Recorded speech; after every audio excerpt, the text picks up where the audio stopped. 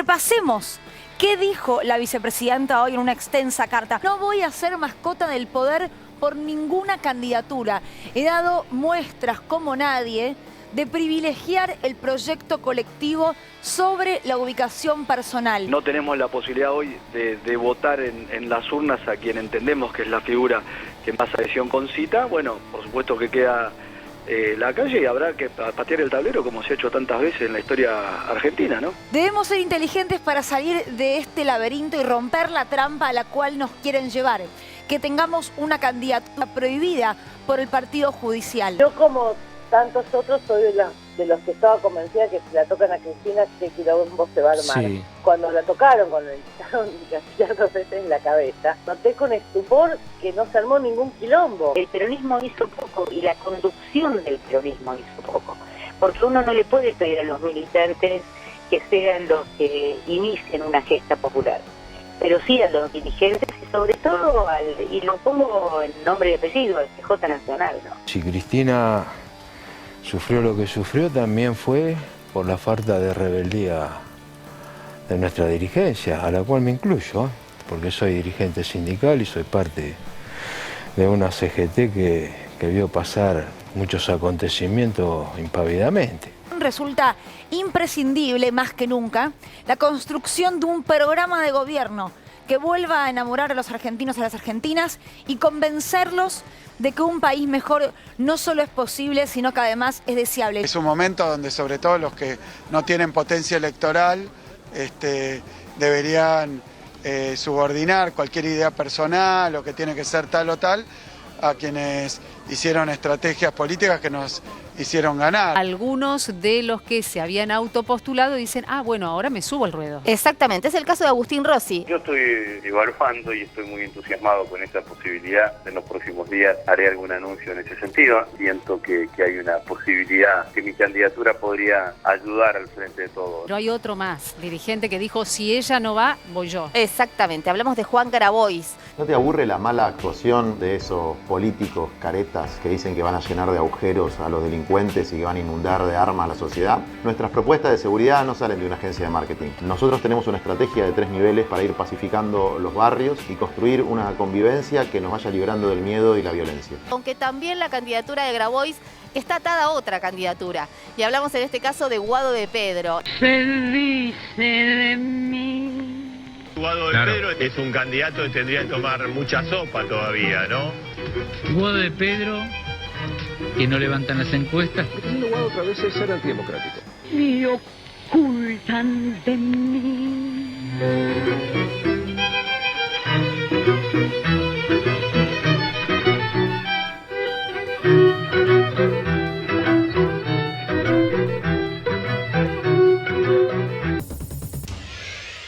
¿Cómo están? Muy buenas noches, bienvenidos y bienvenidas a Desiguales, edición de día miércoles, en una semana que ya parece que tuvo 45 días y todavía queda mucho para el fin de semana. Nuevamente un saludo a Pablo Caruso, que sabemos que nos mira desde su casa, prontito vuelve a estar recuperándose de una gripe que lo tumbó. A ver, el día después, hoy un poco más tranquilo si se quiere, no tan en caliente la carta de la vicepresidenta, no tan en caliente ese cuarto no. No voy a ser mascota de nadie. Algunos que en las últimas horas, y lo veíamos en el informe, estaban hasta enojados con el propio peronismo. No hicimos hasta lo imposible para que estén dadas las condiciones de que Cristina pueda ser candidata. Otros, que se han escuchado en las últimas horas, abatidos, decepcionados. ¿Y ahora qué? En un punto, ¿cómo salimos de esta situación? Y un tercer grupo que representa, creo yo, el candidato a gobernador y diputado del Frente de Todos, José Luis Gioja, con el que hablamos anoche, diciendo, bueno, ojo que no dijo todavía no, Ojo que la textual de no voy a ser candidata no estaba escrita. Todo eso está ocurriendo ahora dentro del Frente de Todos. Y veíamos en el informe también que los candidatos de una posible paso, Agustín Rossi, Juan Grabois, Guado de Pedro, hoy comenzaron también a levantar vuelo. Y quien lo hizo, sumándose a esa lista, es Daniel Scioli, embajador argentino en Brasil, quien va a estar hoy en Desiguales. De hecho, está entrando al estudio de Desiguales en este momento. Hoy en Desiguales charlamos con Daniel Scioli, uno de los que tienen intención de ser precandidato a presidente dentro del Frente de Todos. Claro, serían esa la paso de coroneles de la cual siempre habla Mario Weinfeld. Sergio Massa correría por otro carril y sería un candidato de unidad, o al menos eso es lo que él desea. Son todos planteos que no tienen respuesta. Lo que sí tiene respuesta es qué va a pasar con el acto del 25 de mayo. ¿Se acuerdan? La convocatoria era todos a la 9 de julio para que Cristina sea candidata. Bueno, ahora se cambió la ecuación. Todos a Plaza de Mayo, y vamos a ver ya el flyer. Argentina con Cristina, en este caso un flyer de la Cámpora, a 20 años de la asunción de Néstor Kirchner, pero atención, esto es en Plaza de Mayo, no en la avenida 9 de julio. Se anunció que Cristina iba a estar en el acto del 25 de mayo en el gremio del ESMATA, en un acto que hubo en la sede hoy por la tarde, al que fueron quienes ya estaban organizando la marcha de lo que iba a ser la 9 de julio. En ese contexto, esto dijo Andrés Cuervo Larroque y estas fueron algunas de las reacciones. Venimos aquí, en primer lugar, a ratificar la movilización del 25 de mayo. Evaluamos que la movilización se realice a la Plaza de Mayo. Lo más importante, venimos acá también a informarle al pueblo argentino que el acto contará con la presencia como oradora central de la compañera Cristina Fernández de Kirchner.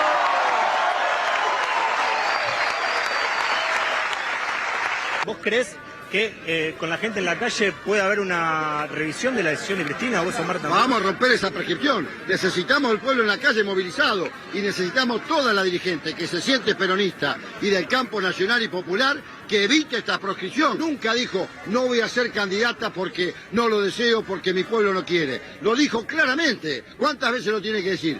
Hoy estoy condenada y proscrita para ejercer cualquier cargo público. Por lo tanto, evidentemente, hay una corte que ha traspasado su límite, hay una justicia que claramente una vez más intenta proscribir al peronismo.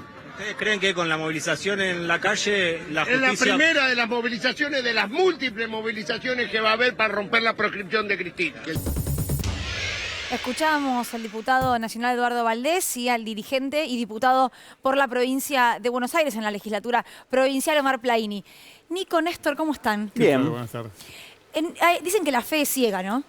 Igual en parte tienen razón. Cristina nunca dijo no voy a ser candidata porque no quiero. Ella dice no voy a ser candidata porque estoy proscrita. Claro, el no quiero es el tema. Es eso. Lo que pasa es que ese escenario no cambió desde que lo dijo el 6 de diciembre del año pasado hasta ahora. De hecho, lo que pasó que lo fue ratificando.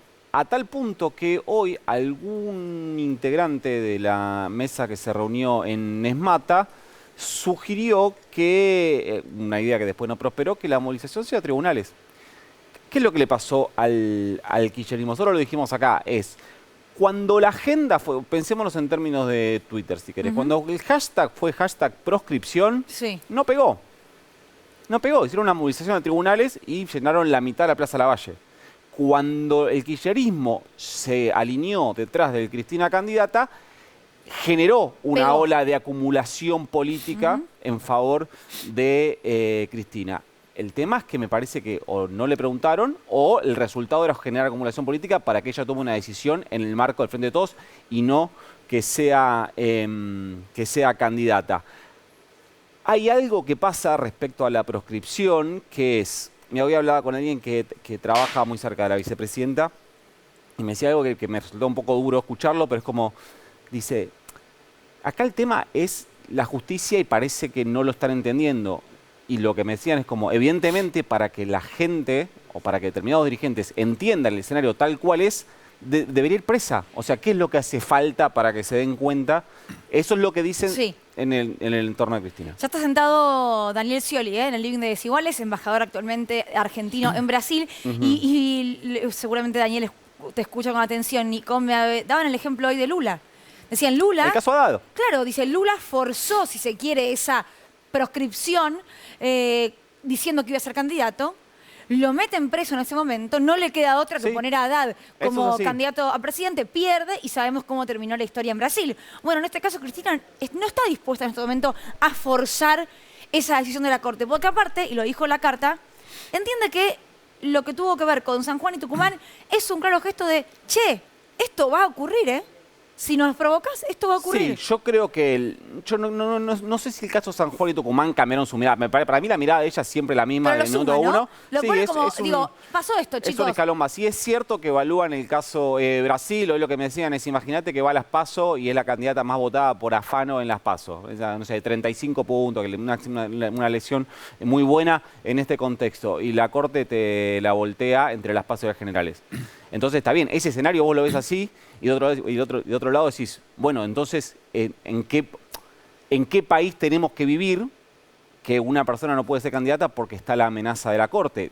Pero a la misma vez, o sea, todo esto en el mismo escenario. A la vez podés decir, ¿quién puede forzar a una persona a que ponga en juego su propia libertad para exponer con mayor claridad y demostrar la verdadera envergadura de lo que el Poder Judicial está dispuesto a hacer? Bueno, todo esto es un combo gigante. Sí. Y lo que sí pasa es que desde el 6 de diciembre para acá, que me parece que es algo que lo decía, está ahí un poco lo que decía Paco Manrique, y lo que decía Paco Manrique hoy, y lo que decía Plaini recién, que es que lo que siente Cristina es que no se direccionó la fuerza de la militancia respecto al Poder Judicial. Y me daban un ejemplo que es fuerte, que es como están todos gritando proscripción, pero nosotros tenemos un candidato que se bajó con una cautelar. Ni con un fallo. Mansur. Se bajó con una cautelar. Y ayer eso lo festejó Giojada, ¿no? Entonces, Dijo Mansur, eso muy bien. ¿con qué expectativa, con qué estrategia, con qué esfuerzo o con qué fuerza el peronismo encara a un Poder Judicial que, subrayo, según la vicepresidenta, ya en la carta dice, yo estoy segura que va a pasar esto, lo dice ella, no lo quiero decir yo, pero lo que dice Cristina es, yo estoy segura que si hago esto, pasa esto, que si soy candidata, me voltean la candidatura. Y después una última cosa respecto a las estrategias, lo vamos a ver dentro de un ratito. Sigue habiendo una estrategia contrapuesta respecto a la idea de la conveniencia del candidato único o la competencia en las PASO. Sí. Sabemos lo que piensa Sergio Massa, hasta donde yo sé, la vicepresidenta también está convencida que la idea es llegar a las PASO con un candidato único que intente o que consiga ser el candidato más votado ese día y no una competencia muy reñida que te serviría para dirimir la interna del Frente de Todos, pero al lunes siguiente te expondría un candidato con un 17-18% de los votos. Ahí tengo igual un pero ya lo quiero charlar con Daniel Scioli. ¿Querías agregar algo, Néstor? Sí, porque hay, por fuera de la lectura política, hay 3 escenarios diferentes desde el punto de vista judicial. El primero es que es imposible revertir la proscripción en términos judiciales. No dan los tiempos materiales, como no dan para que antes de las elecciones la condena quede firme, tampoco dan para que quede revertida esa condena y se levante esa proscripción que está puesta a mediano plazo. Es un primer escenario. El segundo escenario es que por primera vez, el 11 de diciembre, en los últimos 6 años, Cristina va a quedar sin fueros y queda a merced de la posibilidad de detenerla. Esto no se ha analizado todavía, pero el 11 de diciembre Cristina puede ir presa. Y no importa que tenga 70 años, porque el hecho de mandarla a prisión domiciliaria, es una facultad que tiene el juez, no una obligación que tiene el juez. Y el tercero, y más grave de todos, es que no ha habido un respaldo popular respecto del personaje político probablemente más relevante de la actualidad y en mucho tiempo, porque hubo mucho cacareo de si la tocan a Cristina, ¿qué quilombo se va a armar? Le dispararon a 10 centímetros la cabeza y no se armó ningún quilombo. Eso lo decía Graciela Peñafort. Hay algunos que el productor mismo dice no estoy de acuerdo. Me voy con Daniel Scioli a charlar y preguntarle sobre varios de estos puntos. Gracias, ¿Qué tal? Buenas Daniel, noches. por haber venido. Gracias a ustedes por la invitación. A ver, te escuché hoy que hablaste en radio y decías, bueno, esto en un punto es coherente con lo que ella venía diciendo, con lo que la vicepresidenta ya había expresado. De todas maneras, ¿esperabas que vuelva a ser tan contundente con no voy a ser candidata? Y ante lo que se estaba generando y su responsabilidad y con su experiencia, esto hay que entenderlo de lo humano y lo político, fijó una posición muy clara y contundente, ¿no? Lo cual recién vi que con tu colega estaban cambiando opiniones con respecto a la conveniencia o no de las PASO. Yo le doy un caso concreto. El 2015, yo gano la PASO con 15 puntos arriba. Y después llegamos a la primera vuelta y Macri después quedó ahí a 3 puntos y después me gana el balotaje. La elección se define en octubre, no se define en la PASO. Los que dicen no paso por el temor a una foto que ese día esté el frente en tercer lugar, ponele. Una etapa del lunes, digamos. Sí, pero es forzar una interpretación, porque nosotros la PASO nos va a fortalecer, nos va a ampliar, nos va a integrar más como espacio político. Yo no tengo ninguna duda, nos va a ser mucho más competitivo de cara a la elección que se define, que son las generales, en el mes de octubre. Ajá. Por eso yo defiendo la PASO que sea... Pues el candidato único acá, ¿quién es? El pueblo, con su poder de decisión y ordenamiento en las listas, eligiendo los que consideren los mejores candidatos y candidatas. ¿Vos irías con cualquiera a una PASO? Porque hay muchos que dicen, ah, bueno, si está Guado de Pedro, yo me bajo, como Grabois, por ejemplo. No es ir contra ellos, porque yo creo que el tiempo que viene necesita lo mejor de cada uno, necesita tener ideas muy claras con respecto al futuro, que es algo también de lo que planteó hoy Cristina. Lo importante es, ayer en la carta esa, empodera un poco al pueblo, como diciendo acá, tengan en cuenta esto, lo otro, fíjense los riesgos. Me hace recordar mucho en aquel discurso que dio cuando se despidió en el año 2015, Sí. ¿te acordás?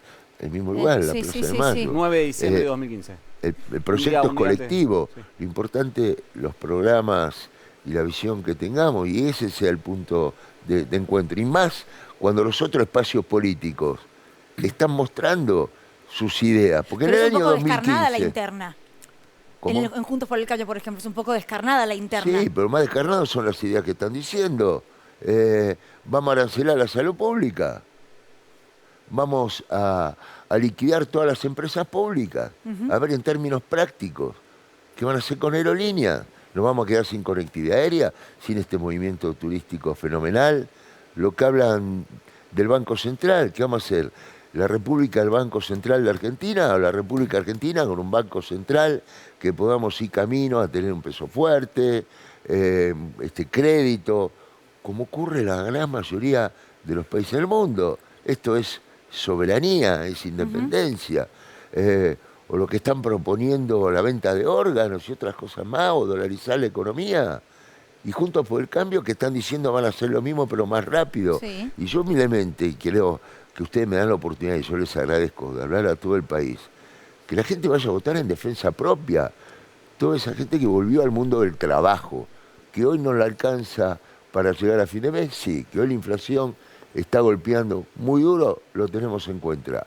Ahora, tengamos cuidado de que no sea un retroceso cuando vemos, y lo vemos en los resultados de las provincias, porque las provincias son buenas gestiones locales, pero tiene mucho que ver lo que ha hecho el gobierno nacional, el presidente Alberto Fernández con su gobierno, para haber desarrollado una gran cantidad de obras de infraestructura y otras iniciativas que están impactando positivamente en las provincias donde hay, en la mayoría, pleno empleo. Ahora, pienso en una PASO del Frente de Todos, ¿no? Y Sí. pienso en candidatos que van a tener un matiz, aunque sea distinto, con un mismo modelo de país por ahí.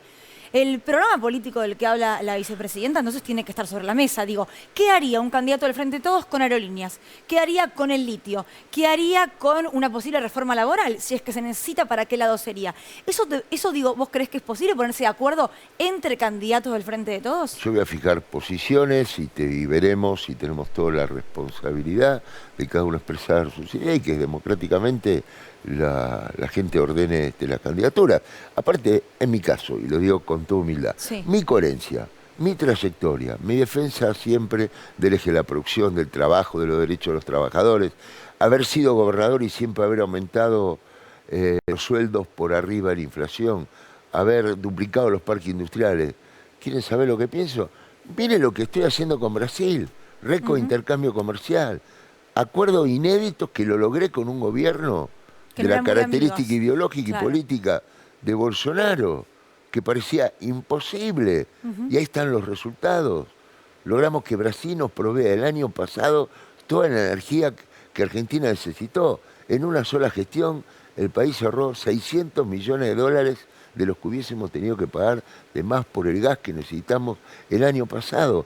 Entonces, cuando dicen dinamitar todo, con todo lo que está en marcha, tengamos por delante Yo sé que hay sufrimiento, hay dolor y preocupación. Y yo quiero transmitir certidumbre, expectativas de una visión real. Vamos camino el año próximo, de acuerdo a los estudios que se hacen en el Pacífico, a la altura del Ecuador, de un récord de cosecha sin precedentes. Vamos camino a revertir el déficit energético, vamos a tener un superávit energético. ¿Y qué tenemos que lograr? Que ese desarrollo del gasoducto, en primer lugar, primero la Argentina y los argentinos, que se pueda pagar menos por el gas en los hogares, tener gas a precios más competitivos. Obvio, es un proyecto político que fije esas prioridades, que son la contracara de lo que nos están diciendo, que van a hacer lo mismo que la otra vez, porque la otra vez bajo la palabra cambio y los globitos ocultaban lo que iban a hacer. Lo negaban, Macri me lo negaba, ustedes recuerdan el debate. No voy a devaluar, no voy a aumentar las tarifas, no voy a volver ¿no? voy a volver al Fondo Monetario Internacional. Bueno, pero esta vez no. ¿Tenés ganas de otro debate en el que poder decir yo dije esto, yo marqué lo otro? Sí, pero me gusta mirar para adelante, porque aparte estos años la verdad fueron de aprendizaje, ¿no? Y no me gusta renegar con lo que pasó, pues yo me pongo en el lugar de la gente. Y en ese momento se dejaron entusiasmar por la palabra cambio. Pero ahora, nuevamente, con los que proponen soluciones mágicas, esto de dolarizar y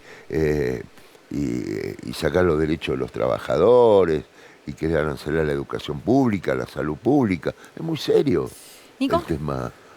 Daniela, vamos a hacer un ejercicio que en esta etapa es muy difícil y tratemos de no hablar de nombres. Hablemos un poco de las ideas. En su carta la vicepresidenta plantea esta idea, dice de que poner un programa de gobierno por encima de las candidaturas y que en todo caso después las candidaturas serán las que le den su perfil a determinado programa. La idea esta, ¿no es un poco una remake de El candidato es el proyecto 2013 y 2015? Bueno, también tenemos que aprender un poco de ese momento, ¿no? Porque yo inclusive a veces internamente decía, no me llamo Daniel Proyecto, me llamo Daniel Scioli.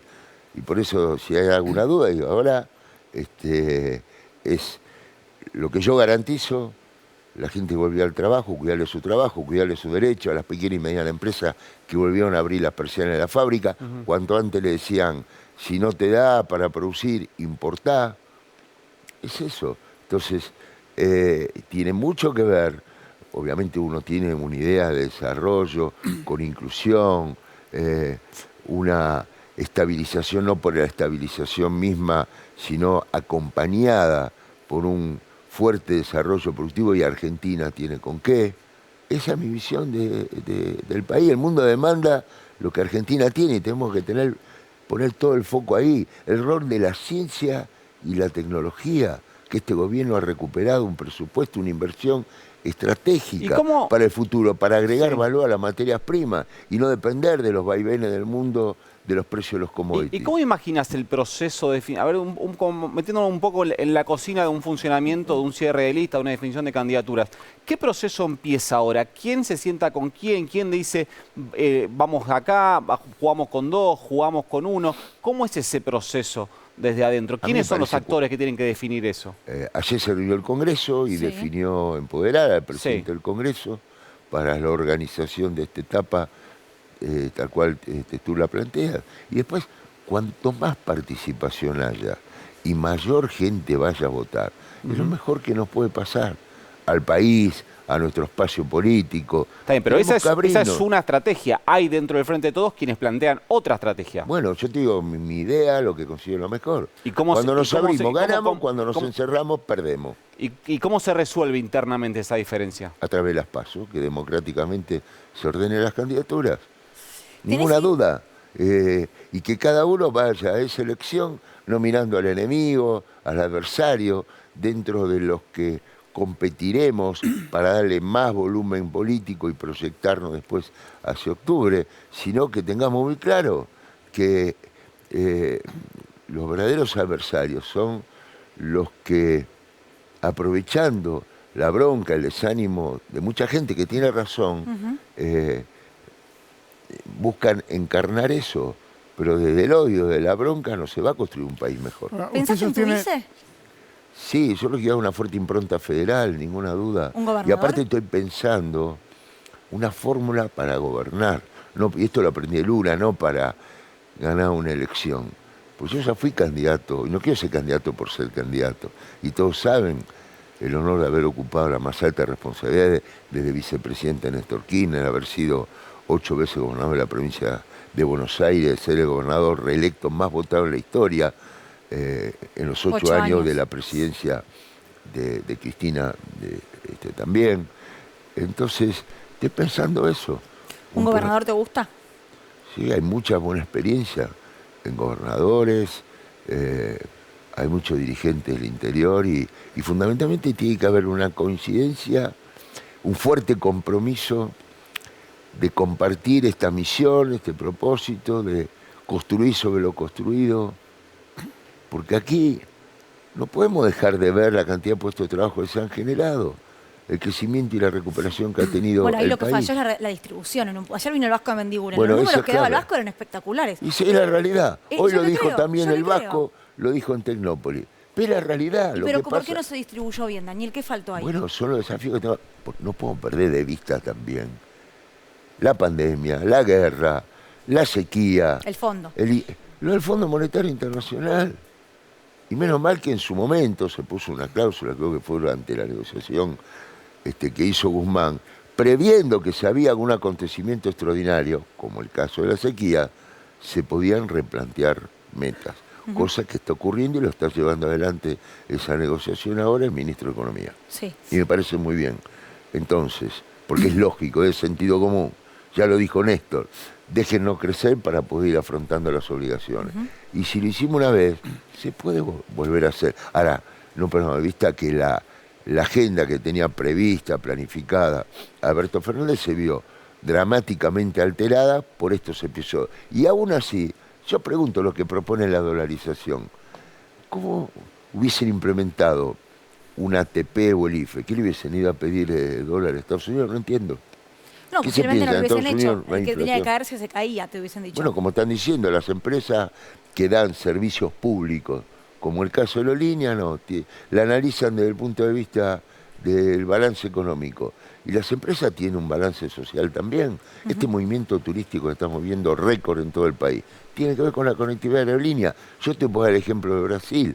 Como nunca están viniendo brasileños a la Argentina. ¿Y eso qué genera? Puestos de trabajo, divisas genuinas. Hay una conectividad aérea y una promoción que hace permanentemente aerolíneas para que vengan cada vez más turistas de Brasil y de todo el mundo. Néstor. Usted decía recién algo así como que las PASO ordenan las ideas. Cristina propone una cosa diferente. Propone consolidar unas ideas determinadas y que después el candidato surja casi naturalmente. Que ese candidato se comprometa a llevar a cabo esto que nos pusimos de acuerdo antes de las PASO. Sí, pues yo no estoy en desacuerdo con eso. Yo nunca fui a una elección sin un programa y una Claro, una pero uno propuesta. personal, uno Pero individual. aparte nunca escuché decir que Cristina estaba en contra de las PASO. Claro, Son de las cosas que se dicen. Búsquenme un lugar donde diga que ella no está en contra de las PASO. Dicen que Cristina dice, perdón, la creó ella, las PASO. Bien, durante bien. su gobierno, no, pongamos las cosas en su lugar. No, está si bien, no parece, no, ella está en contra de las PASO, ella quiere candidato único. Yo lo que le escuché decir, lo que leí hasta ahora y lo que dijo la otra vez. Y me parece bien, y a mí me surge naturalmente tener un programa de trabajo con ideas muy claras que están avaladas por lo que siempre ha sido mi compromiso y mi coherencia. Desde mi pertenencia al peronismo, cuando ingresé a la política hace 25 años, a la más alta responsabilidad que ocupé en este proyecto político desde el año 2003. Está bien, pero lo que yo apunto es que esto que usted marca de su coherencia, de su acción, de lo que hizo, de lo que piensa, es una parte de la historia y hay otros integrantes, otros dirigentes muy buenos, que tienen, bueno, y fantástico. lo necesitamos a todos. Lo que Cristina propone... Ahí ustedes están poniendo una imagen de alguno. Pero lo que propone Juan Cristina Graboy, es Agustín, que antes de Guado. llegar a las PASO, todas esas ideas se discutan en una mesa, se elabore una plataforma, todos se comprometan a hacer eso y lleven a ese proyecto, independiente que sea Juan, Pedro o María, que ese proyecto sea el candidato. Los candidatos van a ser los elegidos por la gente que van a ir con un programa de gobierno y un proyecto. Y seguramente podemos tener matices en algún punto, pero en las cuestiones de fondo, ninguna duda que el compromiso es con el desarrollo productivo, con un Estado social activo, ordenado, inteligente, con defender nuestra soberanía en términos de agregar cada vez más valor a través de la educación, a través de la economía del conocimiento, una economía no especulativa financiera, como hemos visto las consecuencias en el pasado. Un país se levanta definitivamente de abajo para arriba, no aplastándolo de arriba para abajo. Este año estamos diciendo democracia para siempre, digamos desarrollo para siempre, y están dadas las condiciones, lo veo, lo siento. No puedo ser indiferente, me quiero comprometer, por eso un día dije, acá estoy, cuentan conmigo. ¿Qué pasaría con la justicia, Daniel, en caso de que puedas competir para la presidencia? Porque lo que hablamos hoy es de una mujer, la vicepresidenta Cristina Fernández de Kirchner, que básicamente lo que dice es, no voy a ser su mascota, no voy a caer en sus redes, no voy a ser candidata, y le habla directamente a lo que ella menciona, el partido judicial. Bueno, haber judicializado la política y politizar la justicia en el gobierno anterior, estamos viendo las consecuencias, ¿no es cierto? Yo lo vi en Brasil, lo que ocurrió. Cuando en el final del camino terminaron diciendo los jueces que se había hecho una utilización política para quitarle los derechos de la justicia, para quitarle los derechos políticos a Lula a competir. Y mientras tanto, el daño que hubo en Brasil, los 500 y pico días que estuvo preso, dramático. Se han visto esos modus operandi de gobierno que al no poder superar la vara alta que se había dejado con los salarios más altos de Latinoamérica, con un gran nivel de actividad económica, con un país desendeudado, ¿y qué hacemos? Demonización, descalificación. Lo que se conoce como lawfare. Obvio. Ahora, en esa lucha, digamos, Lula terminó preso, vos lo decías, más de 500 días. ¿Vos crees que con la vicepresidenta puede pasar lo mismo? ¿O crees que son capaces de meterla presa? No, pues yo creo en la inocencia de ella, no porque haya una intención o lo que sea. O sea, más allá de la intención que puede tener la justicia, ¿vos crees que ella no va a ir presa? Yo sé que es muy lindo título, que te diga no, pero yo te doy los fundamentos. Yo creo en su inocencia. Pero yo entiendo lo que vos decís. Toma agua, tranquilo, si querés, ¿eh? No, tranquilo. Porque yo me puedo ahogar mucho igual. Digo, vos creés en su inocencia y por eso entenderías que no. Pero Néstor lo cuenta siempre. No importa mucho, Néstor, la realidad a veces, ¿no? Tal cual. Y además, sobre la base del ejemplo que usted daba, Lula también era inocente y estuvo 500 días preso. La inocencia sola como argumento no alcanza para evitar la cárcel. La pregunta es si son capaces de querer mandarla presa en la Argentina. Si vos crees que son capaces. A ver, yo no soy un adivino, te digo objetivamente, yo veo la cuestión de fondo y veo que ella se está forzando una interpretación, una acusación en todo momento, en la cual en el nivel de un presidente de la República, presidente en este caso, no tiene nada que ver. ¿Vos estuviste hablando con ella en este tiempo o no? ¿Tuviste algún tipo de contacto? Hablé hace unos meses atrás, sí. ¿Por una cuestión de candidaturas o No, por tu una rol cuestión de embajador? Brasil, que ella lo sigue muy de cerca. Y porque hace más de 20 años yo estoy comprometido ocupando la más alta responsabilidad dentro de este proyecto. Y porque tenemos una relación personal, de afecto, de respeto, de responsabilidad, normal. Eso fue lo que hablé, entonces no tengo que ir a preguntarle todos los días. Ella lo dijo, agarren el bastón de mariscal y vayan para adelante. ¿Y qué hice yo? Pues yo tengo una responsabilidad de cada 49% de la gente que me votó y me acompañó. No puedo ser indiferente cuando le dije la verdad de lo que iba a ocurrir. ¿Y qué hice en este tiempo? Aprendí, hice autocrítica, incorporé nuevos temas, tengo una visión geopolítica mucho más amplia, tengo mis ideas actualizadas, modernizadas, renovadas, para poner a disposición de mi espacio político y que la gente decida y ordene. Es así de simple. ¿Serías del albertismo en una PASO o no? No, eso es otra cosa que quiere instalar. Yo soy Daniel, que la gente me conoce, me ha dicho luchar, perder, ganar, sufrir, trabajando incansablemente de un sector ni del otro, respetando a todos. Y de mi pertenencia al peronismo y la responsabilidad que vengo ocupando de esta visión de un país desarrollado con inclusión social, como marcó el camino en las bases fundacionales Néstor Kirchner. Lo superaba Gemelo, país fuerte poder adquisitivo, le canceló al fondo. Bueno, yo fui vicepresidente, ya que ahora se van a cumplir 20 años Sí, claro. y no empecé al lado de Néstor cuando él medía 60 puntos. Tenía prácticamente ganada la ciudad de Buenos Aires. Preguntarle a los dirigentes de Capital que al día de hoy me lo reprochan. Me sumé a él porque vi sus convicciones y enfrentando a quien había sido el impulsor y mentor de mi carrera política, que era Menem. Claro. Pero sentí que Néstor en ese momento era el mejor para encarar el enorme desafío de reconstruir el país. ¿Qué recuerdo tenés de ese momento, más allá de esta figura de Néstor como diciendo, che, él es el candidato? Digo, ¿pensás 20 años atrás? Su determinación, su voluntad, su personalidad. Un adelantado. Cuando uno ve lo que está ocurriendo en el mundo, se da cuenta que él tenía una inteligencia, ¿no es cierto?, de pensar ese país con un mercado interno fuerte, industrializado, ampliando los derechos a los trabajadores, ampliando derechos para toda la sociedad, el desafío de reconstruir la autoridad presidencial. Un gran líder en el sentido más profundo de la palabra. No te equivocaste con esa visión en ese momento, ¿no? Digo, tuviste ojo de Bueno, águila. La gente no se equivocó y quiero que esta vez estén atentos porque ahora lo están diciendo. En 2015 se acuerda, cambio, vas a estar mejor, no voy a evaluar. Ahora te lo están diciendo, que te van a arancelar la salud pública, que van a eliminar las empresas del Estado, que el Estado no sirve para nada, que quieren dolarizar.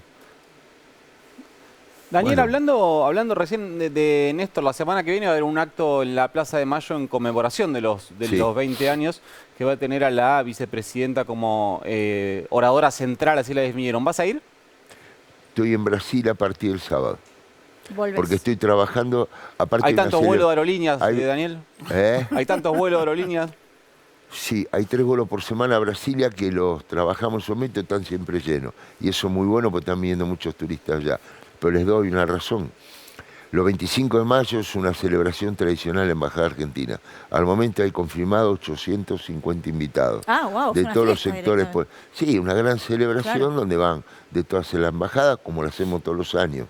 Así que, y aparte, estoy intensamente trabajando para concretar los 2 últimos objetivos del acuerdo que firmaron Lula y Alberto Fernández el 23 de enero, que son la integración energética, Sí. financiamiento de la segunda etapa del gasoducto, que va a salir, porque va a salir financiamiento para financiar Brasil los tubos que se fabrican allá, y eso nos va a permitir exportar cada vez más gas. Y el otro capítulo, integración financiera, que también otra de las cosas que se distorsionó, no es que el presidente argentino le fue a pedir plata a Brasil o a Lula, fue a pedirle que encuentren maneras para financiar a sus exportadores, Claro. a sus industrias, para sus trabajadores. Hablé con el presidente de la Federación de Industriales, hablé con el Senado brasilero, hablé con el presidente del BNDES y está todo encaminado para que haya buenas novedades en este tema también. Mi trabajo en Brasil, una etapa de reconstrucción de la relación. Brasil volvió a ser el primer socio comercial de Argentina. Se destrabaron todas las economías regionales. Pregúntenle lo que significa para la provincia de La Rioja se vuelve a exportar ajo, pistacho, para la provincia de San Juan que se exporte uva de mesa después de 8 años, para la provincia pesquera, lo que significa lo que está ocurriendo con la merluza, con el langostino. Eso no esperé que los problemas se solucionen solos. Fui yo, hablé con la Corte, hablé con los ministerios, hablé con Bolsonaro, volví loco a todo. Me decían, no vas a poder, y después de 9 años se pudo. Hoy se está, todos los puertos pesqueros, pregunten en Chubut, en Santa Cruz, Mar del Plata, todo lo que significa. Después de la anécdota de la torta, ya te goleador, queremos. Bueno, gambetea. ¿te acordás que te la conté la torta? El Pichichi, además de goleador, gambetea también. Si Sí. no tuviera 850 invitados en la embajada, el 25 de mayo, ¿qué haría? A ver, yo soy parte de ese momento y de ese aniversario. Seguramente, como he concurrido en tantas otras oportunidades.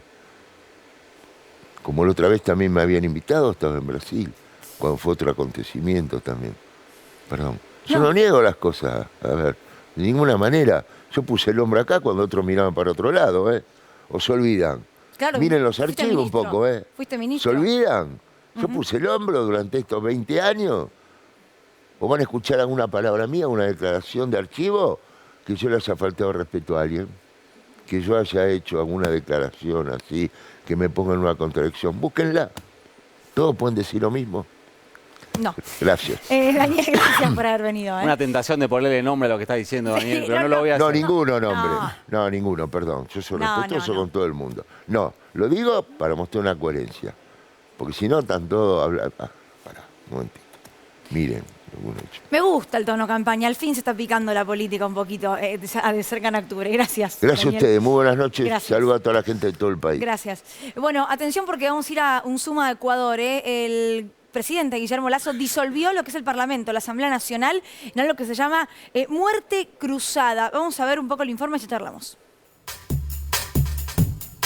El presidente de la República ha firmado el decreto de muerte cruzada, que no es más que la disolución de la Asamblea Nacional del Ecuador. Es decir, los legisladores tendrán que irse a sus casas y en los próximos 6 meses se tendrán que convocar a nuevas elecciones presidenciales. He decidido aplicar el artículo 148 de la Constitución de la República, que me otorga la facultad de disolver la Asamblea Nacional por grave crisis política. El anuncio fue hecho un día después de que el presidente se defendiera ante el Congreso en un juicio político donde la mayoría opositora de izquierda quería destituirlo por presunta corrupción. Los acusadores se han obsesionado por acabar con mi gobierno, impulsados por un sobrehumano rencor. Sin embargo, han sido incapaces de encontrar prueba alguna en mi contra. Por su parte, las Fuerzas Armadas y la Policía Nacional respaldaron la medida decretada por el presidente Guillermo Lasso. La decisión del señor presidente constitucional de la República de disolver a la Asamblea Nacional se fundamenta en el artículo 148 de la Constitución de la República. Yo creo que en los hechos es lo mejor para el pueblo ecuatoriano. Porque si lo destituye la Asamblea con juicio político, asume el vicepresidente, que es igual de inútil que Lasso. Pero tengo que reconocer que no se cumplen los requisitos constitucionales. Claro. Es decir, la Corte dice ese decreto es inconstitucional, lo invalida y continúa el juicio político en la Asamblea y no ha pasado nada. Bueno, estamos en comunicación con Gabriela Rivadeneira. Ella es expresidenta de la Asamblea Nacional y está ahora viviendo en México. Gabriela, ¿cómo estás? Buenas noches desde Buenos Aires. Hola Luli, un saludo muy especial a todas las argentinas, argentinos a través de TV Pública y desde acá, desde México, pues expectante de lo que pasa en mi país, en mi patria. Somos varios los exiliados, producto justamente de la guerra judicial, que estamos fuera de nuestra patria, pero eso no ha eximido en ningún momento que estemos siempre pendientes de la ciudadanía, de nuestras familias, de la militancia, del proceso político en sí y preocupados por lo que está pasando porque esto aumenta la sensación de crisis política que ya digamos, venía acumulándose durante los últimos tiempos y que sin duda alguna el pronunciamiento de esta mañana lo acentúa. Ahora, Gabriela, te quiero preguntar, primero para alguno que por ahí hoy no escuchó en Argentina, ¿qué es esto de muerte cruzada? Es un mecanismo constitucional, es más, es una de las herramientas que la pusimos en la Constitución de Montecristi del 2008, en la que los dos contrapesos, tanto ejecutivo como legislativo, lo pueden invocar en momentos de conmoción interna en el país. Eso quiere decir que si la Asamblea lo convoca, se destituye al presidente y vamos a elecciones generales. O si el presidente la convoca, destituye a la Asamblea y vamos a elecciones generales. En este caso, el presidente Lasso, es decir, por eso se llama muerte cruzada. Ajá. En este caso, la mañana de hoy, el presidente Lasso ha firmado el decreto, que ya lo venía advirtiendo hace meses atrás que estaría dispuesto a firmarlo, para destituir la Asamblea Nacional, gobernar bajo decreto durante un lapso de máximo 6 meses, mientras el órgano electoral paralelamente trabaja todo el proceso electoral para elecciones presidenciales y parlamentarias en el Ecuador, lo que quiere decir que si esto se llega a ejecutar en noviembre de este año, estaríamos con nuevas autoridades en el Ecuador que terminen el periodo hasta febrero del 2025 Claro. de las nuevas elecciones ecuatorianas. Ahora, vos hablás de conmoción social y creo que ese término ahora es el que está en disputa porque Lasso, corregime, pero está pasando por un juicio político en la Asamblea Nacional, lo que en Argentina llamaríamos el Congreso o el Parlamento, digamos, y antes de que ese juicio político termine, a ver si lo destituían o no, él aplica esto de la muerte cruzada bajo este conflicto social o conmoción social. Ahora, ¿la justicia tiene que dar la derecha por este pedido de disolución del Congreso? En efecto, somos unicameral, por lo tanto, el Parlamento es la Asamblea Nacional. Claro. Y el presidente es raro y por eso es que nosotros también estamos pidiendo a la Corte Constitucional que se pronuncie, porque el día de ayer estuvo en el Parlamento haciendo descargo de las supuestas pruebas dentro del juicio político, que al final no lo hizo, digamos, de una rendición de cuentas, entre otros, lo que garantizó que existan 92 votos para su destitución. Esa elección o esa votación se lo hubiera llevado el día sábado adelante. Y como miró que hay votos, entonces decide firmar la muerte cruzada para la destitución de la Asamblea. En este caso es justamente una gran coalición porque fueron varias bancadas que van desde partidos de derecha, centro, izquierda, los que abogaron justamente por el juicio político. Ahora el tema de conmoción social, ayer el presidente dijo que el país estaba absolutamente estable y hoy amanece y declara conmoción social para utilizar esta figura. Sin embargo, sí, si nos vamos a la profundidad de la conmoción social, pues el Ecuador, al ser el segundo país más inseguro del continente en este momento, muertes violentas, etcétera, pues sin duda alguna se podría interpretar socialmente que estamos en un estado de conmoción producto de la crisis. Gabriela, cuando el presidente decreta la muerte cruzada, obviamente gana 6 meses de tiempo. Después de esos 6 meses de tiempo hay que volver a votar. Lasso podría volver a ser candidato y en ese caso, ¿tendría chances de ganar?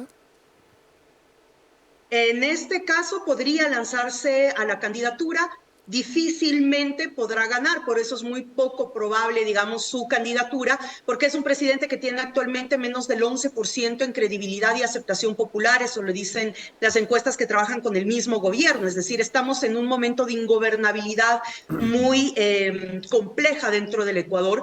Por lo tanto, hay dos opciones, que la Corte Constitucional, ahora la Asamblea Nacional ha interpuesto una acción frente a la Corte Constitucional para que sea la Corte que determine si sigue el juicio político o si en este caso se aplica la muerte cruzada y vamos a elecciones generales. En caso de elecciones generales, todas y todos los partidos tenemos la posibilidad de presentar nuestras candidaturas y en ese sentido, pasando el 5 de febrero anterior que ganamos gran parte de los gobiernos locales como fuerza de la Revolución Ciudadana, hay una posibilidad de una disputa real para dar un cambio y un giro de timón en lo que es la política y el modelo de desarrollo ecuatoriano. Ahora pienso en un presidente como Lasso, en este caso gobernando por DNU 6 meses. Es mucho tiempo para que básicamente haga lo que quiera. Ha hecho lo que ha querido ya en estos 2 años lastimosamente, es decir, el proceso que se instauró en el 2017 con el acto de traición y que se desinstitucionalizó el país ha provocado que la Constitución y las normas prácticamente pasen a ser archivadas y guardadas. Por lo tanto, tanto el gobierno de Moreno como el gobierno de Lasso han estado en una serie de cometimientos inconstitucionales de acciones políticas, financieras, etcétera, lo que va a traer consecuencias posteriores. Pero en este caso, 6 meses gobernando bajo decreto, pues va a ser mucho más caótico y va a profundizar esta crisis. Claro. Cuando yo hablo de crisis, estoy hablando de que el Ecuador, por primera vez en su historia republicana, es decir, en 200 años, los índices de crisis económica, pobreza y ola migratoria, así como los temas de inseguridad, son los más altos en toda nuestra historia republicana. Gabriela. Por lo tanto, la situación es agravante y esto obviamente pasa a formar parte de esta conmoción social que se está evidenciando y que podría ser peor el momento en el que Lasso se quede gobernando bajo decreto por 6 meses. Cuando comenzamos la nota vos decías, estoy en México como exiliada. Hoy a la mañana hablé con Rafael Correa, quien está en Europa, en Bélgica, ¿no? Si no me equivoco, también como exiliado, sin poder retornar. En ese sentido, hoy hay una real representación de ustedes quienes no pueden volver por una persecución judicial en la política ecuatoriana? Pienso en unas elecciones posiblemente en 6 meses. Sin duda alguna, la Revolución Ciudadana, siendo la primera fuerza política, tiene cuadros de hombres y mujeres para presentarlos ya. Por eso es que nosotros no tememos a un proceso electoral, porque confiamos en la fuerza del pueblo. En ese sentido, quienes estamos fuera, pues muchos tenemos procesos judiciales abiertos, unos con sentencia, otros todavía sin sentencia, sin avances, pero abiertos por decisión de la Fiscal General de la Nación. Es parte de lo que ha pasado en Brasil, en Argentina, de lo que está pasando hoy con Evo en Bolivia, irónicamente en Perú con un proceso judicial contra Evo. Es lo que ha pasado también en Ecuador en contra de Rafael Correa y los dirigentes de la Revolución Ciudadana. Pero indiscutiblemente nuestra ausencia física no ha impedido que estemos de manera presencial todo el tiempo a través de las redes sociales y plataformas digitales, especialmente Rafael Correa, que es el actor que es el día de mañana, serían las elecciones presidenciales en el Ecuador, él sería electo presidente, y ese es el terror que tiene justamente todo este sector conservador de las élites económicas, además anclados a los intereses de la embajada norteamericana, que ha sido muy activa en los últimos meses en la política ecuatoriana, que prácticamente han implementado esta guerra judicial para impedir y proscribir la participación política de muchos de nosotros. Sin embargo, en Ecuador están muchos compañeros y compañeras listos como para enfrentar un reto electoral, porque no se trata de rostro, se trata de proyecto político, se trata de modelo de gestión y se trata de llamar a una gran coalición nacional. Esto no es solamente del correísmo de la Revolución Ciudadana. Los asuntos de la patria hoy por hoy nos corresponden a todas las organizaciones sociales y políticas del país. Gabriela, te agradecemos muchísimo por tu tiempo. Gracias a ustedes. Un abrazo fuerte. Gracias, gracias. Bueno, justicia una vez más. Néstor, tu rubro está, te digo... Viene complejo, ¿no? Vos te elegiste, bueno, no sé si vos o Nico, no sé quién está más complicado, si la política o la justicia.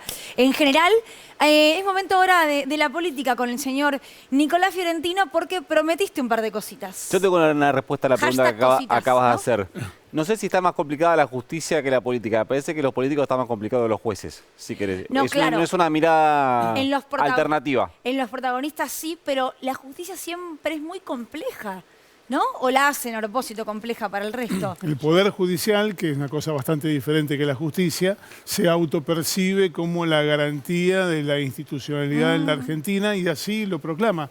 De hecho, el presidente de la Corte, Horacio Rosati, lo dijo en esos términos. ¿Y tenés pruebas concretas para jurar que eso no es así? Para jurar que eso no es así. Ajá. Es una cuestión opinable. Yo no estoy muy tranquilo con la garantía que me ofrece este Poder Judicial, pero probablemente haya gente que sí, porque esto es como un partido de fútbol en el que el referí cobra siempre para un mismo equipo. Lo que uno espera es que el equipo que se ve beneficiado en algún momento diga, che, paremos con esto, montón, claro. Yo quiero ganar con armas limpias. Pero eso no está pasando. Nunca vi un equipo decir, no, che, ese final no fue. Solamente no Bielsa. pasó nunca, ¿eh? Solamente Bielsa, y me va a gustar ver qué pasa en Uruguay con eso. No vino Flor para que yo no la meta en esta discusión, ¿no? Porque si digo justicia, política o economía, sabemos quién pierde y es Flor Barragán. Nico, todo tuyo. A ver, el gobernador bonaerense está pensando muy seriamente en la posibilidad de desdoblar las elecciones de la provincia de Buenos Aires. Por primera vez, seguro desde la vuelta a la democracia, la verdad es que no sé si antes...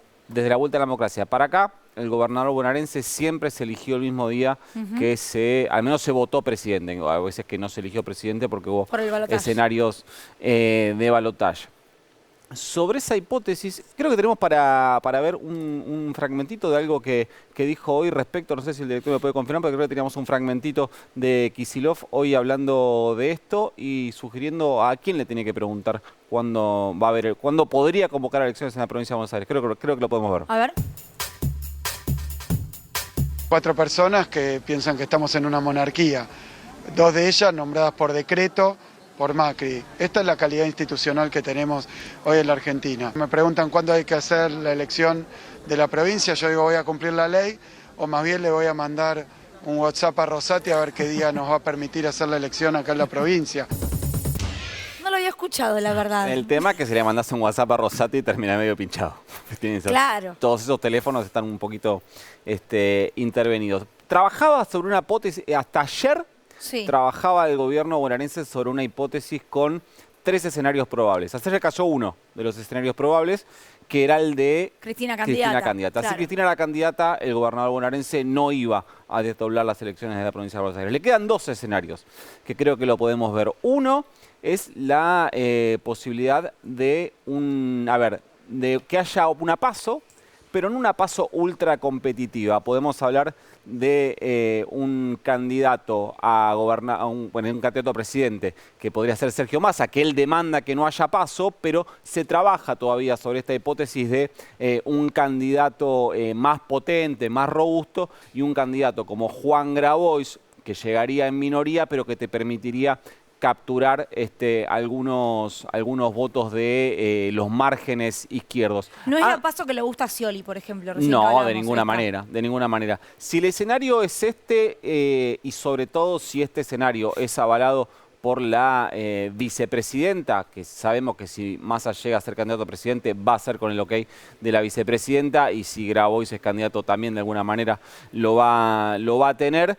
Ante este escenario, la posibilidad de un desdoblamiento se reduce a un porcentaje muy, muy bajo. No vería en este escenario condiciones de desdoblar. Es decir, no vería candidaturas a presidente que lo tiren para abajo en la provincia de Buenos Aires. Ahora, siempre que hablamos de desdoblar, nos referimos a votar en la de octubre por separado, porque en las PASO entiendo que sí o sí tiene que votar la provincia de Buenos Aires. Las PASO están atadas por ley, las PASO de la provincia de Buenos Aires van a ser el 13 de octubre. Los escenarios que se evalúan en términos de fecha... 13 de agosto. El 13 de agosto, perdón. 13 de agosto, domingo 13 de agosto. Lo que se evalúa en términos de desdoblamiento, la ley electoral de la provincia de Buenos Aires dice que tienen que anunciarse 90 días antes, es decir... Axel Kicillof puede esperar hasta el 24 de agosto, saber quiénes son todos los candidatos, perdón, el 24 de junio, tengo un problema con los meses, soy tremendo, hasta el 24 de junio, ver quiénes son todos los candidatos y al día siguiente convocar a elección. ¿El cierre de listas también? El cierre de listas. Él puede conocer todos los candidatos sin haber tomado una decisión de qué día votar todavía. O sea, él tiene tiempo hasta que se cierren las listas, que es el 24 de junio, para decidir qué hacer. Si él espera hasta fines de junio para tomar una decisión, podría estar convocando elecciones para el 1 de octubre, domingo 1 de octubre o domingo 8 de octubre. Es decir, 2 o 3 domingos antes de elegir presidente. Pero te decía que trabajaba sobre una segunda hipótesis, que es la hipótesis, que creo que la podemos ver, que es la última, que esta sí es la que casi ven un escenario de forzado desdoblamiento, porque creen que... La foto de Guados que está como una pose rara, ¿no? Es como que lo llamaron, ¿no? Lo llamaron y está mirando. Dijeron, Guado, mira para acá. Y entonces, bueno, ahí tenemos lo que nuestro compañero Mario Banfield llama la PASO de coroneles, no de generales. Ante ese escenario, Axel Kicillof se vería un poco más tentado a desdoblar las elecciones de la provincia de Buenos Aires. Igual queda una X más a despejar, que no la tenemos acá, que es qué va a hacer Javier Milei respecto a la provincia de Buenos Aires. ¿Por qué? Es decir, conocer si el 24 de junio Javier Milei presenta o no presenta un candidato, o si la Libertad Avanza presenta o no presenta un candidato a gobernador. ¿Por qué? Porque si vos unificás la elección y haces que el candidato a gobernador se elija el mismo día que el presidente, vos tenés un escenario en el que la provincia de Buenos Aires, aunque el candidato a gobernador de Milei no sea muy potente, Milei sí lo va a hacer. Entonces, Milei, el candidato a gobernador de Milei, en esa segunda categoría, que es gobernador, el escenario de 3/3, o más o menos 3/3, le facilitaría la victoria a Axel Kicillof. Ahora, si vos desdoblás la elección, votás otro día que el día presidente, pero Javier Milei no presenta candidato a gobernador, te exponés a un mano a mano contra el candidato de Juntos por el Cambio. Es un balotaje. Son los juegos del hambre. Elegís hacer un balotaje en ese Caso. son como si encerrar a 2 personas en un cuartito y o sea, es un mano a mano. Tómanse. Es un mano a mano, sí, además es como un balotaje adelantado, pero con alguna otra competencia menor que te puede robar un poquito acá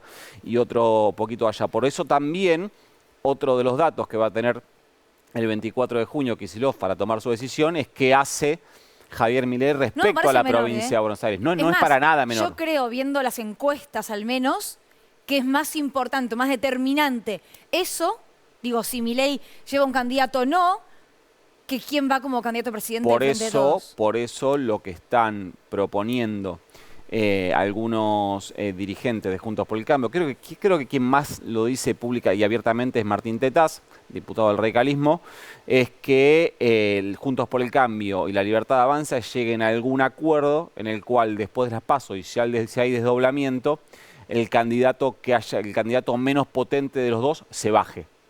O sea, que si hay desdoblamiento, que sea un mano a mano.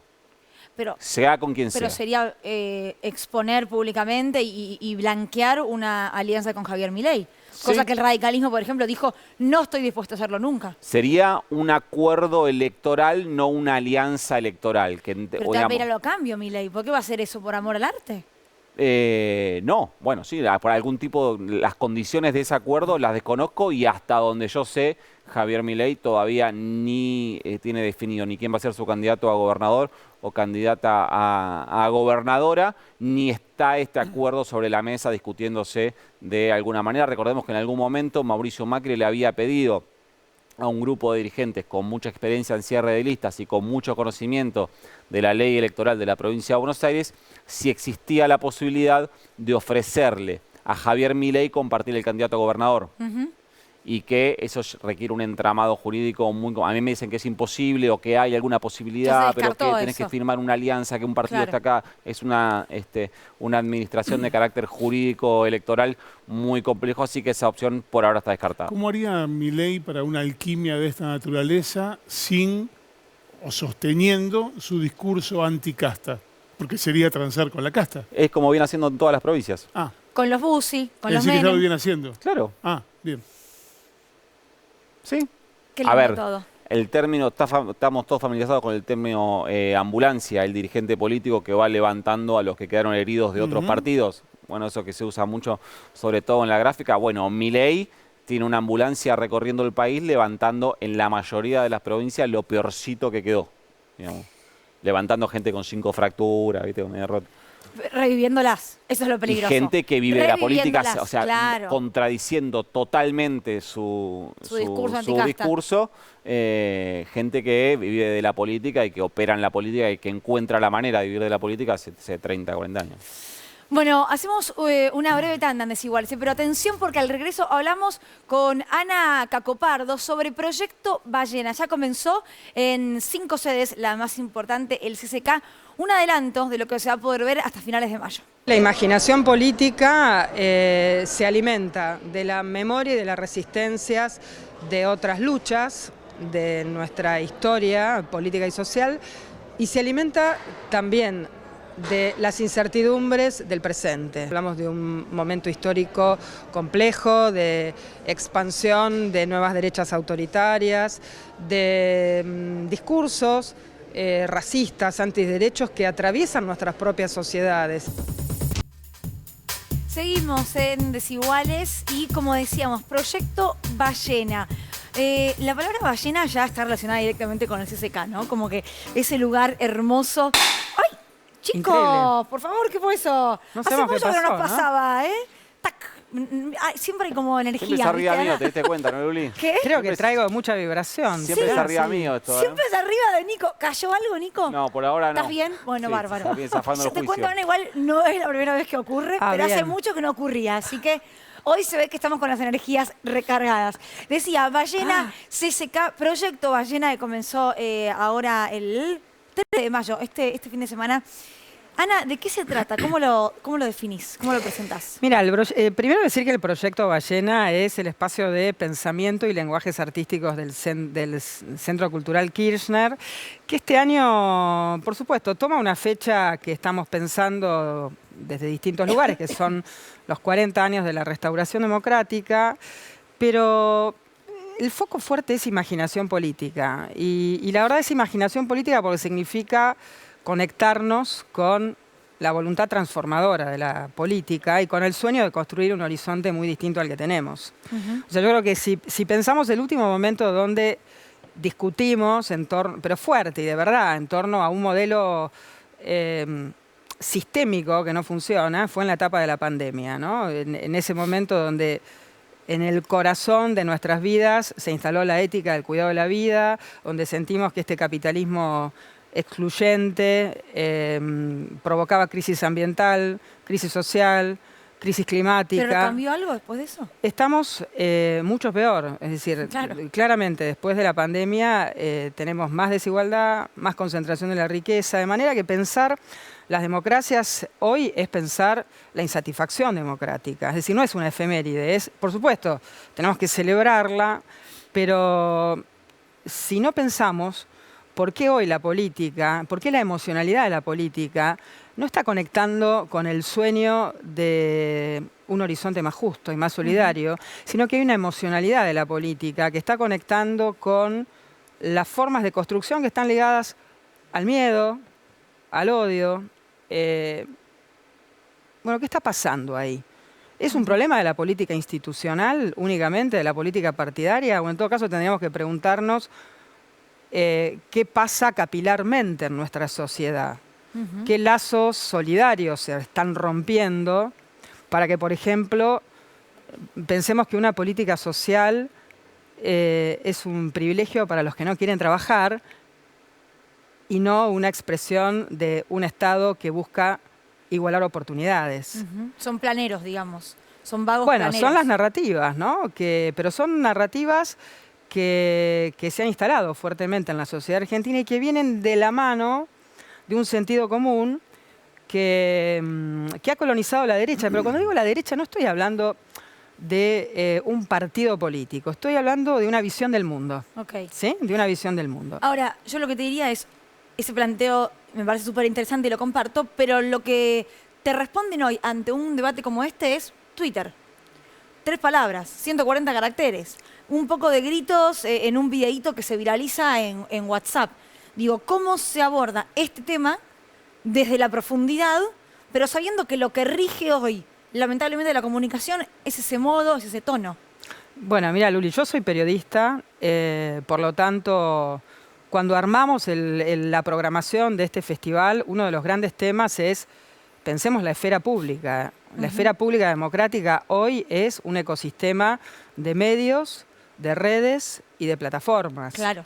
Pensar la esfera pública es volver a instalar también el debate que nos dimos cuando se reformó la Ley de Servicios Audiovisuales. Dejamos de debatir, pero también estamos peor en ese sentido. Es decir, tenemos un escenario más concentrado y con muy pocos jugadores. El viernes, a las 3 de la tarde, la Confederación de Medios Comunitarios y Cooperativos va a tener su foro en el Centro Cultural Kirchner. Quiero invitar especialmente a comunicadores, a estudiantes de comunicación y a quienes estén interesados en pensar una esfera pública democrática. Bueno, ese sector va a tomar la palabra para pensar este minuto histórico, bien distinto, por supuesto, al del 2009. Claro. Entonces, bueno, y la cultura.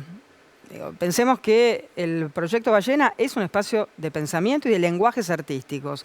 Y me parece que si la cultura, en este caso un festival, tiene algo que hacer, es promover la conversación social. Y la verdad que en los medios de comunicación hay poca conversación social, hay poco margen de despliegue de ideas, de pensamiento.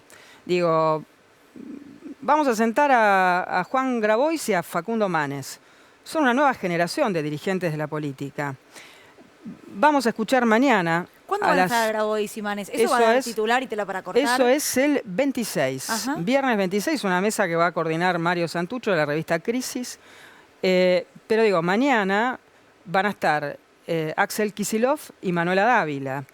Y la pregunta que nos hacemos allí es cómo radicalizar las democracias. Y radicalizar las democracias significa cómo las democracias conectan con más derechos, más igualdad, conectan con las necesidades y conectan con esa emocionalidad que es la del sueño de un horizonte distinto al que tenemos. Claro. Digo, en un punto hasta uno a veces comprende el enojo de un votante de Milei o de un posible votante de Milei, que no es ideológico en ese sentido, pero que sí es alguien que está o cansado, o frustrado, o enojado. Por supuesto, Luli, pero por supuesto es que eso es lo que está sucediendo. El gran problema, creo yo, de las izquierdas, los progresismos, las fuerzas nacionales, populares, es que no están logrando capilaridad social. Y es que ese enojo y ese malestar hoy lo están capitalizando las nuevas derechas en el mundo. Pero lo están capitalizando, movilizando la peor de las emocionalidades, que es direccionarlas hacia un otro estigmatizado, que son desde los planeros, desde los inmigrantes, ¿no? El miedo, es decir, movilizando esas emociones que, bueno, García Linera el 13 de mayo, en una maravillosa conversación con Pedro Brigger, dijo esto: son emociones tristes las que moviliza a las derechas.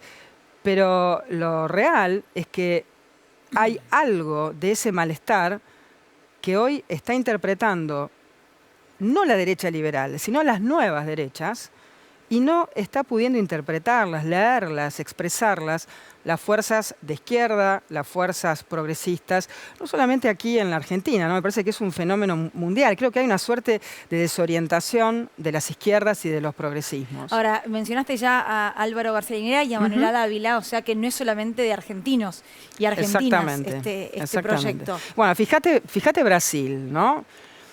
Lula logró un gran pacto antifascista, pero la pregunta es, ¿qué va a pasar con la voluntad transformadora del lulismo? Bueno, Manuela Dávila vino el año pasado acá a Desiguales, y de hecho Pablo se lo preguntó varias veces el tema de, bueno, pero después cómo se gobierna, porque estamos en Argentina, estamos viendo cuando hay alianzas muy recientes, ¿qué pasa? Y ella dijo, eso se ve después.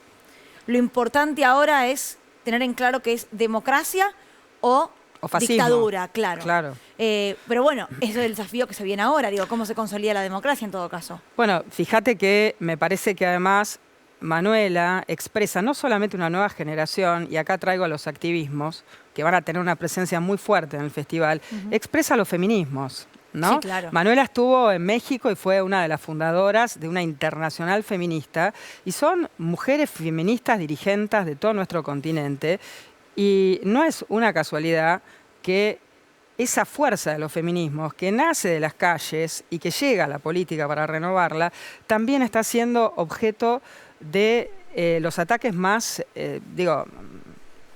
por supuesto, más duros. El intento de magnicidio que tuvimos aquí, las amenazas de Manuela, a su hija, a ella. Bueno, la ideología de género está construida como uno de los enemigos de las nuevas derechas. ¿Van a ir representantes de las nuevas derechas o intentaron contactarse con alguien para que debata? No lo intentamos porque me parece que justamente la idea de imaginación política que estamos poniendo en juego es una idea de imaginación política que busca pensar una sociedad donde el mercado no es el regulador ni de la vida, ni de nuestra relación con el planeta, ni entre los seres humanos. Buscamos apostar a otro horizonte. Y entonces ese horizonte es un horizonte plural, pero no es el horizonte que nos están ofreciendo las nuevas derechas. Entonces nos preguntamos ¿por qué?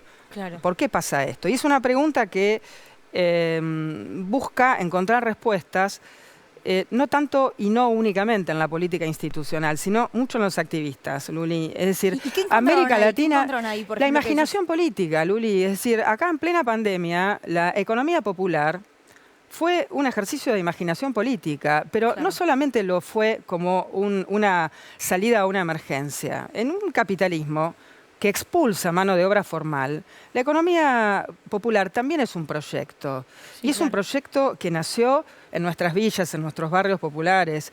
Pensemos nociones que vienen de las cosmogonías indígenas como territorio, que nos invitan a pensar que nuestro planeta no es un conjunto de recursos naturales para explotar, porque necesitamos dólares rápido.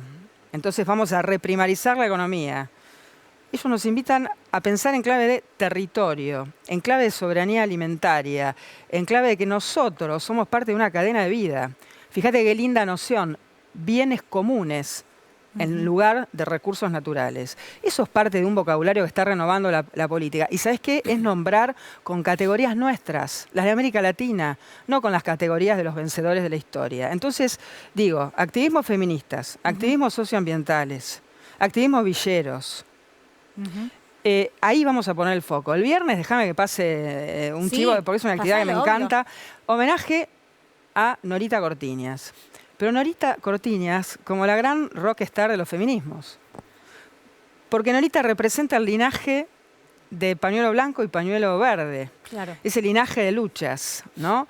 Y es semilla de conciencia social para muchas generaciones.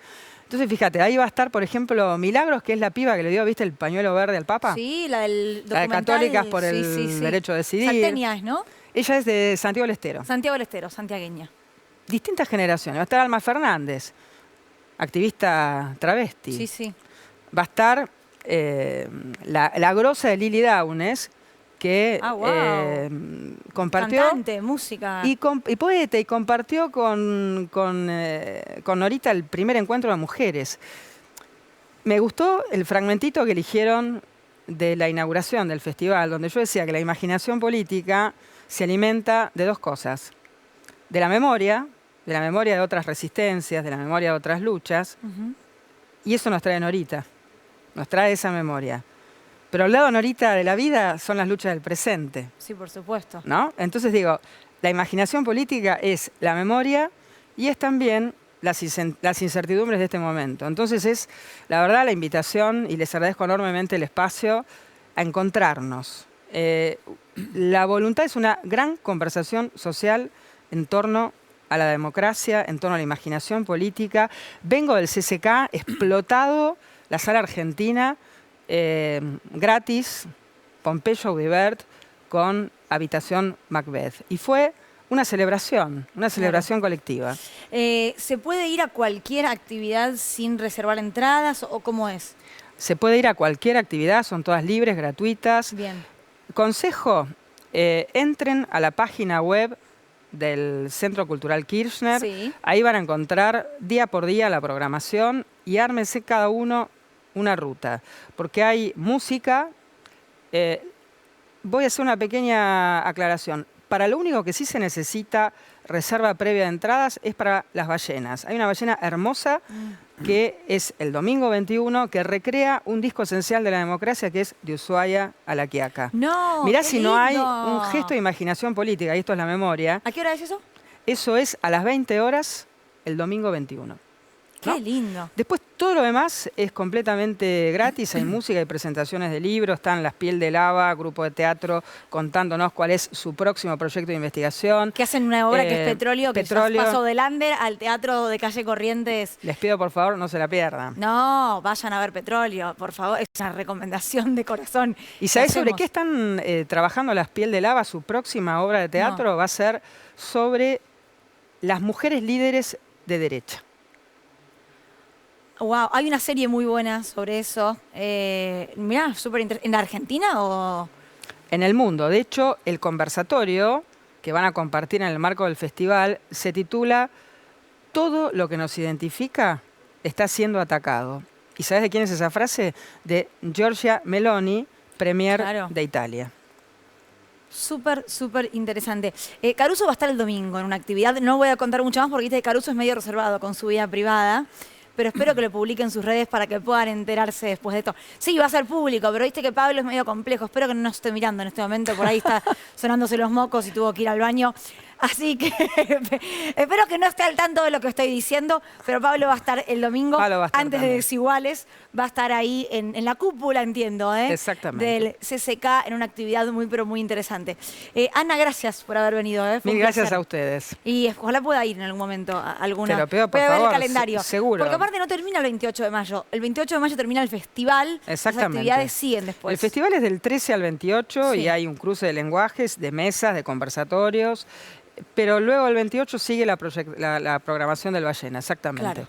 Gracias, Ana. A ustedes, muchas gracias. El señor Néstor Espósito vendió a la producción, y ese es el mensaje que me llegó a mí, el vals de la justicia. Eso viene después de la tanda. No crean que es algo agradable, no crean que es algo romántico.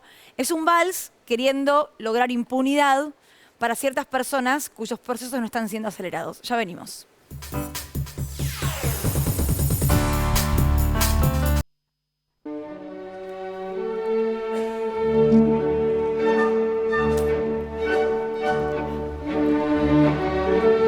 ¿Vos te casaste, Néstor, alguna vez?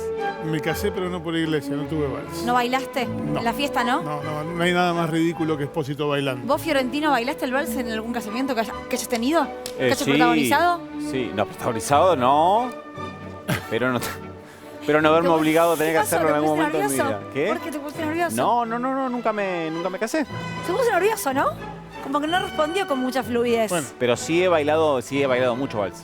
¿Por qué, Néstor, vos no bailaste en tu casamiento el vals? Porque me casé por civil, no me casé por iglesia. ¿Qué tiene que ver? ¿Pones música? ¿Qué iba en medio de...? Claro, no se baila en la iglesia el vals. No, fue una cosa muy bizarra. Vea. Tenía miedo de que le pidan el divorcio. Le pidan el divorcio el otro día. No, se lo pidieron después. Claro. En la historia que yo voy a contar, Luli tenía una estudiante de primaria de unos 10 años más o menos. Nico Fiorentino andaba por los 20, tenía una frondosa cabellera. Eso es y real. yo, por acá, mirá. Yo, como dice Machado, mi historia, algunos casos que recordar no quiero. En los últimos 20 años, desde el famoso diciembre, el triste diciembre de 2021, lo que pasó es mucho tiempo. Las vidas de nosotros de 2001. Las vidas de nosotros cambiaron mucho durante estos casi 22 años. Sin embargo, hay algo que no cambió y es la impunidad de los responsables de la brutal represión en la Plaza de Mayo. Vamos a contarte a partir de esta placa algo que está pasando en este momento y que tiene que ver con aquello que ocurrió en diciembre de 2001. En febrero de 2014 comenzó el juicio oral contra los presuntos responsables de aquella represión que dejó 5 muertos en la Plaza de Mayo, casi 40 en la capital federal y un centenar en todo el país. ¿13 años de instrucción? 13 años de instrucción, buena parte de ella en manos del juez Claudio Bonadío. Lo que terminó ocurriendo después de ese juicio, que duró 2 años, mirá, volvemos a la placa, fue que en mayo de 2016 el Tribunal Oral Federal número 6, TOF quiere decir eso, dio a conocer el veredicto y hubo condenas. Y ahí empezó de nuevo el vals. Este vals que escuchábamos recién y que tuvo que ver con idas y venidas y venidas e idas entre todo lo que pasó con las condenas. Si te pregunto quiénes fueron los condenados, ¿estoy tirando un piano por la cabeza? Estás tirando un piano por la cabeza porque es el remate de la historia, pero bueno, igual vamos a condenar. Al entonces secretario de Seguridad, Enrique Matov, al entonces jefe de la Policía Federal, el comisario Santos, y a mandos intermedios, jerárquicos todos, pero intermedios, de la Policía Federal como responsables. En esta causa en particular, volvemos a la placa para explicar qué es lo que estaba pasando, nunca fue condenado, ni mucho menos llevado a juicio, el expresidente Fernando de la Rúa. Pero la causa iba y venía de la casación al tribunal oral y así estuvo hasta diciembre de 2021, cuando finalmente el máximo tribunal penal, que es la Cámara de Casación, confirmó las condenas. 20 años después. 20 años después exactamente se confirmaron las condenas. Bueno, entonces ya estaba, listo, ya está. Ya está determinado qué es lo que pasó. No, mira, volvemos a la placa, porque en la placa queda claro que en mayo de 2022, es decir, casi 6 meses después de la condena, la Cámara de Casación decidió que había un recurso extraordinario para revisarlo en la Corte Suprema. Y la causa llegó a la Corte Suprema, donde está desde hace un año, sin prácticamente movimientos. En el interín, ¿qué pasó? Que los condenados insistieron, ya no me acuerdo cada vez número cuánto, ante la Cámara de Casación para decirles, vea, pasaron 22 años, por el paso del tiempo, esta causa está prescripta. Todavía no hay una resolución sobre ese pedido de prescripción. Pero los condenados consiguieron sacarse de encima a 3 jueces de la Cámara de Casación que se excusaron de intervenir. Ahora hay que nombrar a 3 jueces nuevos para que resuelvan si la causa está prescripta. Mientras tanto, la Corte sigue demorando una resolución definitiva para darle a la sentencia, a la condena, fuerza de cosa juzgada. Lo único que están haciendo es dejando que el tiempo pase. Y de esta manera consolidan la posibilidad de cuando haya un fallo, cuando la Corte diga sí, confirmo o no, no confirmo, haya pasado tanto tiempo, más del que ya pasó, que la causa se haya extinguido. Bailaron el vals hasta que se acabó la música. bailan el vals con lo que les conviene, ¿no? Con nosotros, Sí, rock claro, and por roll, supuesto. derecho, claro. Gracias, Néstor. De nada. Las noticias de Néstor, ¿no? Lo que hay que escuchar a veces. Qué triste. Nos vamos. Nos vamos. Buenas vacaciones, señor Nicolás Fiorentino. Gracias. Néstor, vos te veo mañana. ¿Yo no me voy de vacaciones? Qué No, lástima. todavía Qué pena. no. Todavía no. Mañana, jueves, 9 de la noche, nos volvemos a encontrar. Caruso, tómate hasta el domingo. Seguí descansando. Chau.